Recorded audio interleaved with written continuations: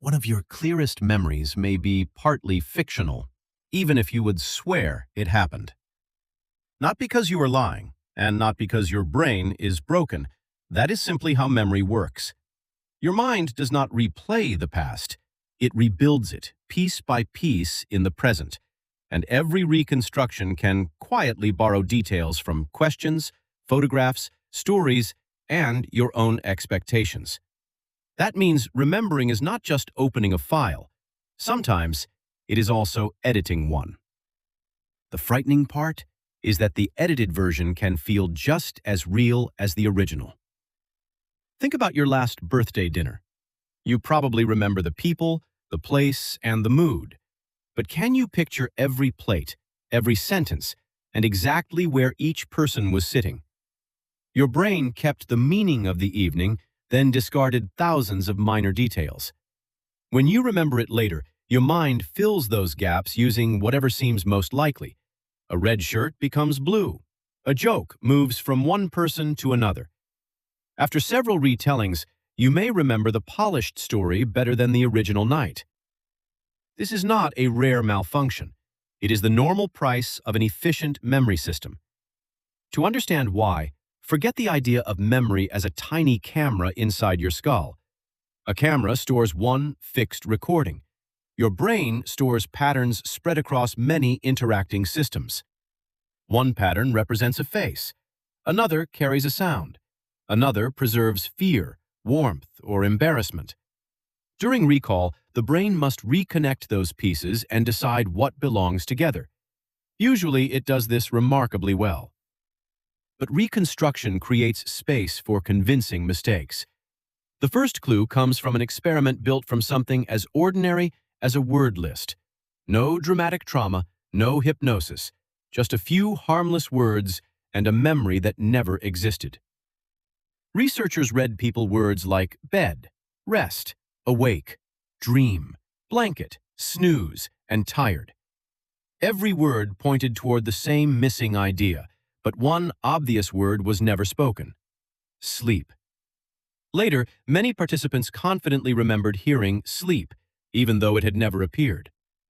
In one classic experiment, the missing theme words were falsely recalled about 55% of the time. That was not a random guess. The brain had extracted the meaning of the list. It remembered the theme so efficiently that it created the perfect word to represent it. This reveals something important. Memory often protects the message while sacrificing the exact details. That trade is useful. It helps you learn patterns instead of memorizing every second of life.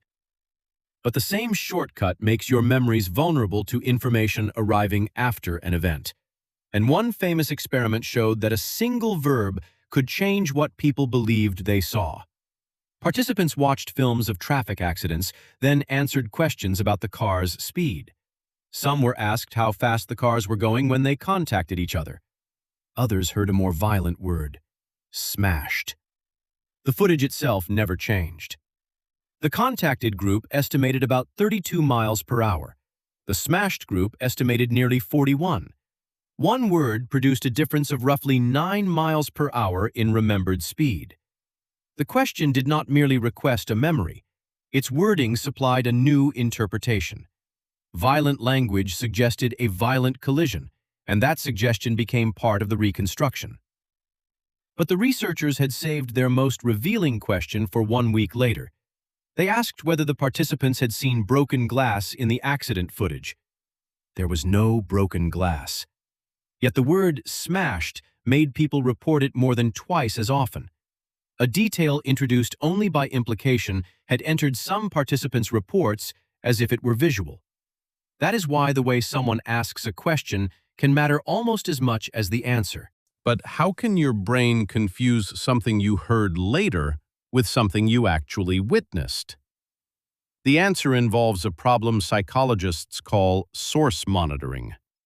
Your brain tracks information and its origin separately. You may remember a detail clearly while forgetting whether you saw, imagined, or heard it.